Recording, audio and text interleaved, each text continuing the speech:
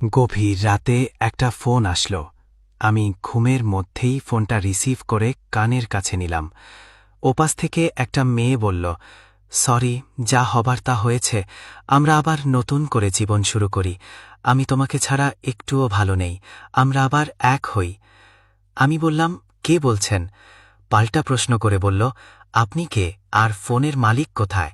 আমি কেঁদে দিয়ে বললাম, আজ 1 মাস হলো ভাইয়া আমাদের ছেড়ে গেছে, আমি ওর ছোট বোন বলছি। গভীর রাতে ঘুম আর বাস্তবতার মাঝখানে কোথাও ছিলাম আমি। চোখ বন্ধ, বুক ভারী। অভ্যেসের মতোই ফোনটা কানের কাছে নিলাম। ওপাশ থেকে একটা মেয়েলি কণ্ঠ ভাঙা গলায় কাপা স্বরে বলল, সরি, যা হওয়ার হয়ে গেছে, চলো, আমি তোমাকে ছাড়া একটুও ভালো নেই, আমরা আবার এক হই। এক মুহূর্তের জন্য কথাগুলো যেন ঠিকানাহীন কিছু স্বপ্নের মতো মারল। আমি শুধু জিজ্ঞেস করলাম। ওপাশ থেকে প্রশ্ন এলো, আর ফোনের মালিক কোথায়?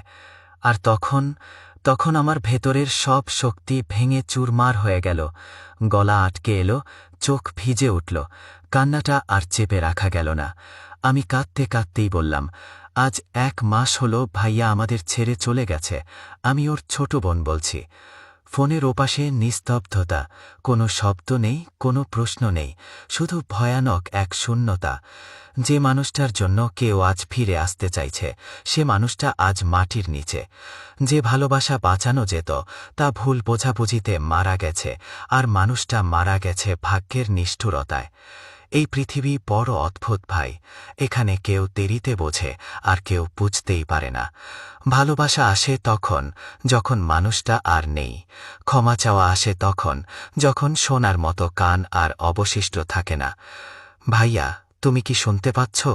যে মানুষটা তোমাকে ছাড়া থাকতে পারেনি, আজ সে তোমাকে ডাকছে, কিন্তু তুমি আর ফোন ধরো না। আজও গভীর রাতে ফোন বাজলে আমার বুক কেঁপে ওঠে।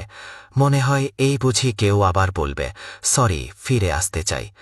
কিন্তু কিছু ফিরে আসে না, না মানুষ, না সময়, না হারিয়ে যাওয়া জীবন। শুধু থেকে যায় একটা নিঃশব্দ কান্না, একটা না বলা আফসোস, আর একটা কবরের দিকে তাকিয়ে থাকা একটা ছোট বোনের বুক। আল্লাহ, যাদের চলে যাওয়ার পর মানুষ তাদের মূল্য বোঝে, তাদের সবাইকে জান্নাত করো, আর যারা থেকে যায় তাদের বুকের কষ্টগুলো নিজ হাতে আগলে রাখো।